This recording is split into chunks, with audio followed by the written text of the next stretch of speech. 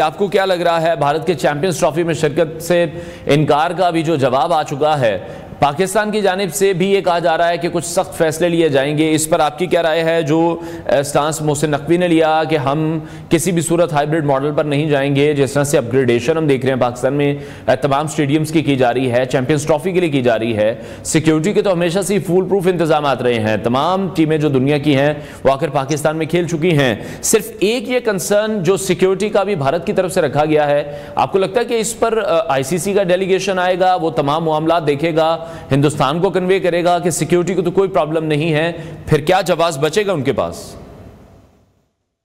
देखिए, जवाब अभी भी नहीं है। बात ये नहीं है, दुनिया को पता है कि देखें कि इस वक्त पाकिस्तान में सिक्योरिटी का कोई कंसर्न नहीं है। दुनिया में ना सिक्योरिटी के ऊपर जो टीमें सबसे ज्यादा तारीखी तौर पर मोहतात रही है ना, वो ऑस्ट्रेलिया रही है, फिर उसके साथ आप इंग्लैंड और न्यूजीलैंड को भी शामिल कर लें। जिस मुल्क में ये टीमें आ जाए ना, यानी वो 10 बार अपने जो खदशात है वो क्लियर करके आती हैं और टेस्ट सीरीज में खेल के गई है, महीना महीना रहकर पाकिस्तान गई है, तो ये सिक्योरिटी के जवाब तो बिल्कुल गलत बात है।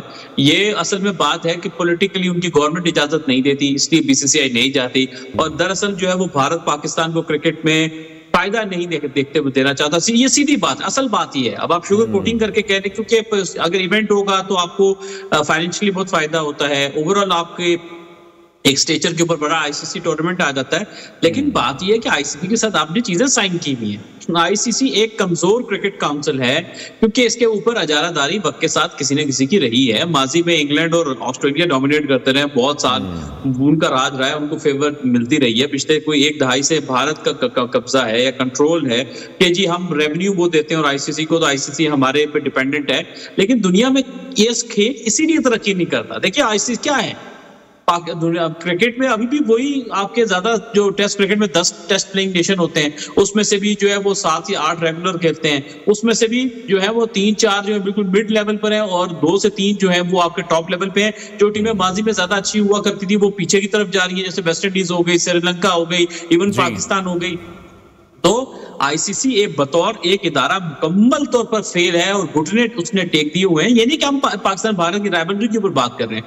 क्या जवाब है? कोई जवाब नहीं है। और यहाँ पर पाकिस्तान गवर्नमेंट जो स्टांस लेने जा रही है, बिल्कुल ठीक स्टांस लेने जा रही है, और उनको 100% जो है वो अपना स्टांस करना चाहिए, क्योंकि आज अगर आप नहीं बोलेंगे ना तो कल इससे भी ज्यादा जाके आपको बड़े पैमाने के ऊपर जो है वो ब्लैकमेलिंग का सामना। ये ब्लैकमेलिंग है, ये और कुछ भी नहीं। बिल्कुल। और अहमद, ये एशिया कप में भी हुआ, हाइब्रिड मॉडल की तरफ हमें फिर जबरदस्ती जाना पड़ा था, जिससे पाकिस्तानी टीम ने फिर बहुत ज्यादा सफर किया था।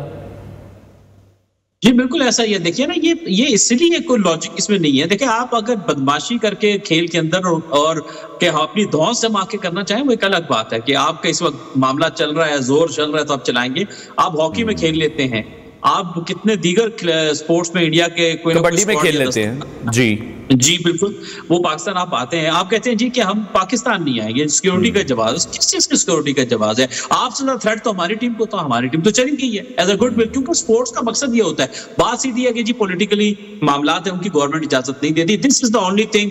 अब ये तो कोई कहने से रहा कि जी हमारी पॉलिटिकल गवर्नमेंट नहीं, दुनिया को भी पता है, आईसीसी को भी पता है मसला क्या है, लेकिन अब ये एक बहाना बना के कह दिया जाता है कि जी ये है, तो हाइब्रिड मॉडल की तरफ जाया जा रहा है। लेकिन अगर आईसीसी ने जिस तरह पाकिस्तान को मुतला किया है, मेरा ख्याल है आईसीसी के लिए डूब मरने का मकाम है। एक खड्डा खोदे और डूब के मर जाए उसके।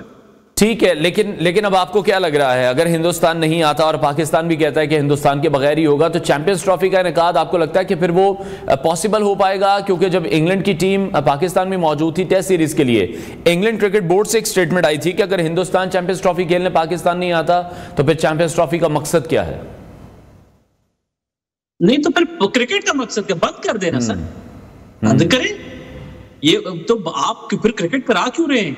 आप सबको, दुनिया को पता है ये क्या हो, सारी दुनिया को पता है ये करने क्या चाह रहे हैं, और आपका कोई लॉजिकल ग्राउंड नहीं है, कोई वो चीज नहीं है। एक के बस एक मेरी पावर है तो मैं उसका इस्तेमाल करके कोई भी बहाना बनाऊंगा जी, क्योंकि दोनों मुल्कों के पॉलिटिकल मामला जो है वो दुरुस्त नहीं रहते, तो उसको आप खेल के अंदर लेकर आ रहे हैं।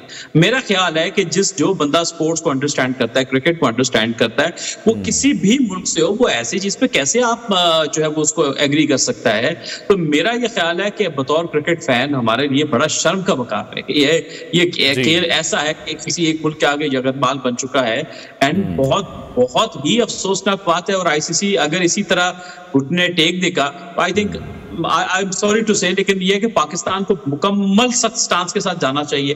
कोई प्रॉब्लम नहीं, आज आप सख्त स्टांस लेंगे, थोड़े फाइनेंशियल बेनिफिट के अगर आपने सर झुका लिया ना, तो फिर जिंदगी सारी सर उठा नहीं सकेंगे। ठीक है। अच्छा अहमद, बिल्कुल आपने दुरुस्त बात फरमाई है कि एक सख्त स्टांस हमें लेना पड़ेगा। जैसे हमने एशिया कप में हाइब्रिड मॉडल हमने एक्सेप्ट उस वक्त कर लिया था, फिर जब वनडे वर्ल्ड कप हुआ उस वक्त भी हमने बिना किसी उज़्र के वहां पर ट्रैवल कर लिया। हालांकि बहुत से ऐसे पाकिस्तानी सहाफ़ी थे जिन्हें वीज़ा नहीं फिर इशू किया गया था हिंदुस्तान की तरफ से। आपको लग रहा है कि जिस तरह से बायलैटरल सीरीज अब पाकिस्तान और हिंदुस्तान के माबैन खत्म हो चुकी है, अगर हिंदुस्तान चैंपियंस ट्रॉफी के लिए मुकम्मल तौर पर मना कर देगा, नहीं आएगा, अगले साल एशिया कप भारत में ही होना है, फिर इसका मतलब कि फिर जो आईसीसी के टूर्नामेंट में पाकिस्तान और भारत आमने सामने होते हैं वो भी नहीं हुआ करेगा। चांसेस आपको लग रहे हैं कि इस तरह से हो सकता है? और फिर क्या असरात होंगे इसके, क्योंकि सबसे ज्यादा बिजनेस जो जनरेट होता है क्रिकेट में वो पाकिस्तान और भारत के मैच से ही होता है।